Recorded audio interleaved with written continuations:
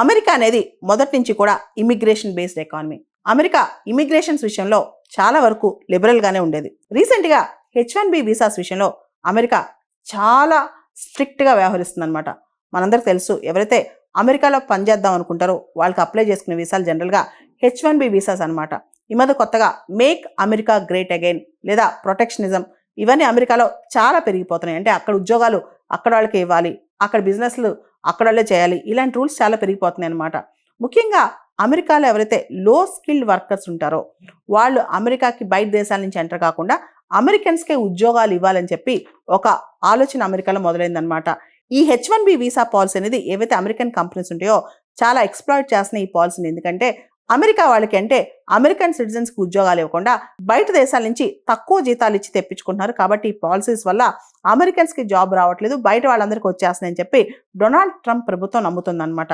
అయితే దీనికి సంబంధించి మనకు తెలుసు, H1B వీసాస్ అనేవి ఇండియన్స్ ఎక్కువ మంది ఈ వీసాస్ని ఆస్పైర్ చేస్తారు. ప్రతి సంవత్సరం on and average 85,000 H1B visa slots America ఇస్తుంది అనమాట. అయితే దాదాపు వాటిలో ఎక్కువ శాతం ఇండియన్స్ తెచ్చుకుంటా ఉంటారు.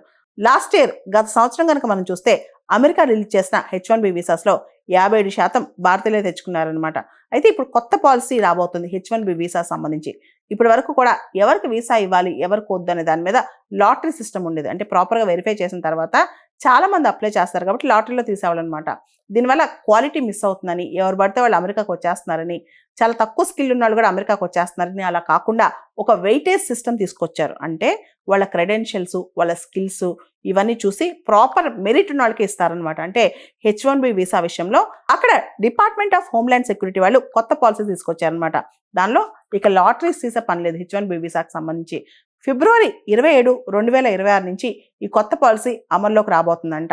దీని ప్రకారం లాటరీ సిస్టమ్ తీసేసి ఎవరైతే మెరిటోరియస్ హైలీ స్కిల్డ్ ఉంటారో వాళ్ళకే వీసాస్ ఇస్తారంట. అంటే ఒక విధంగా అమెరికా బెస్ట్ టాలెంట్ని అట్రాక్ట్ చేయడానికి ట్రై చేస్తుంది, లాటరీ సిస్టమ్ పక్కన పెట్టేస్తుంది. సో ఇది ఇండియన్స్కి ఎంతవరకు లాభమో నష్టమో వేచి చూడాలి.